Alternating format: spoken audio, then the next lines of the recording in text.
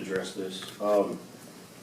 I'd like to make a statement before my comment, really. You said in your mission statement what to do with controversy, respect, and people like myself that enjoy the benefits of living in a white community. I'm new to Harrison as well. I don't appreciate the white supremacist slur, and I think to keep with your mission statement, if you refrain from doing that in the future, you'd be a lot more successful in that. Programs like this, I wrote this down, so I'm going to read from it. Programs like this promote white guilt by talking about injustices that happened over a century ago or close to a century ago. I think that if we're intellectually honest, there's an absolute color of crime. White America, fact, is as safe as Belgium. Fact.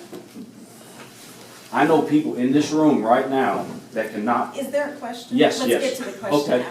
I know people in this room right now that cannot safely walk down the streets that they grew up in. I'm one of them. So I guess my question is, Ms. Klein or Ms. Ragsdale, would you be as interested in being an advocate for not the hundreds of blacks that were dispelled from Harrison, but the millions of white people that have been dispelled from every major city in America? I'll answer that for you. Thank you. A couple things. First of all, this is a Black History program. Okay. So that explains why our focus on this has certainly been the history of blacks in Harrison particularly, and in the United States. But your assumption is, and I think your words were, that crime has a color. And I can show you statistics from communities all around us that have a higher degree of diversity and a lower crime rate.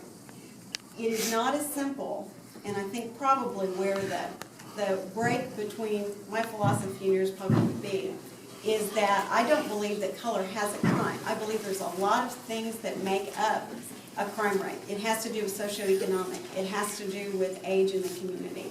It has to do with the upbringing and the culture. I think where we probably agree is that we love the community. We want it to continue to be a good place. And I think you see in our mission, if you go back to our mission statement, we say that we want,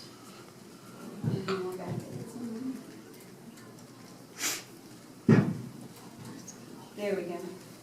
It says that